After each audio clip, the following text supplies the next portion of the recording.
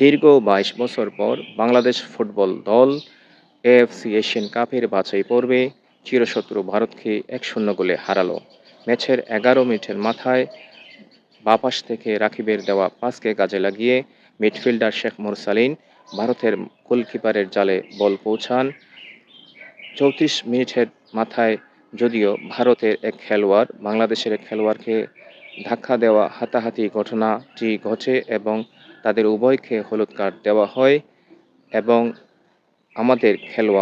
আমাদের গোলকিপার মিথুল মারমার ভুলের কারণে তারা একটি গোল দেওয়ার সুযোগ পেলেও